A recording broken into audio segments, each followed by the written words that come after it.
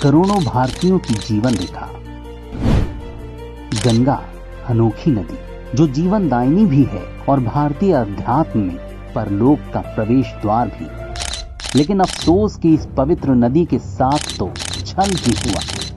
1981 में वाराणसी में हुई भारतीय विज्ञान कांग्रेस में वैज्ञानिकों ने तत्कालीन प्रधानमंत्री इंदिरा गांधी के सामने गंगा में बढ़ते प्रदूषण पर चिंता व्यक्त की थी।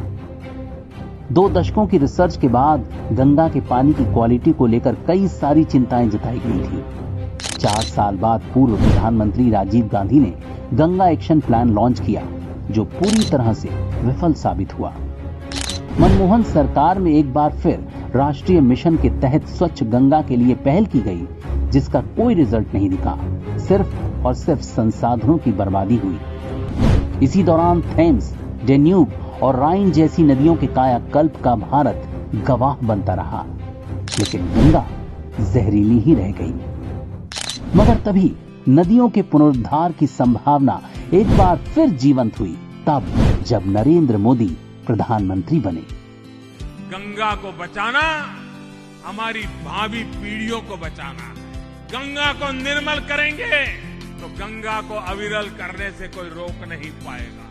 इस पहल के तहत गंगा के संरक्षण के लिए जमीन से हटकर समाधान तलाशे गए, सामाजिक बदलाव की तरफ ध्यान दिया गया।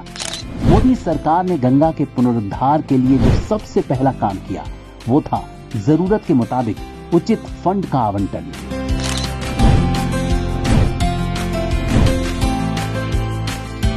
सरकार ने नदी में गिर रहे अनट्रीटेड सीवेज पर भी बहुत ध्यान दिया।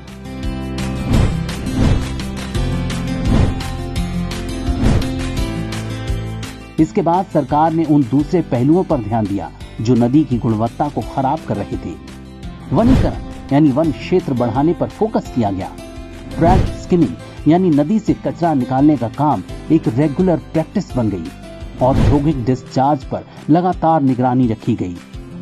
जैव विविधता संरक्षण को केंद्र बिंदु बनाया गया। 4500 से ज्यादा गंगा ग्रामों को खुले में शौच से मुक्त किया गया। इन कोशिशों ने गंगा के भाग्य को पूरी तरह से बदलना शुरू कर दिया।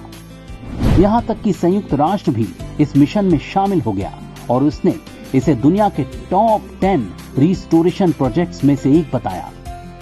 अब गंगा में ऑक्सीजन की मात्रा निर्धारित स्टैंडर्ड्स के अनुरूप है।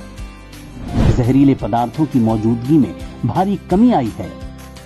अब गंगा में पाई जाने वाली डॉल्फिन, ऊद बिलाव, कछुए और हिल्सा मछली दिखना आम बात हो गई है।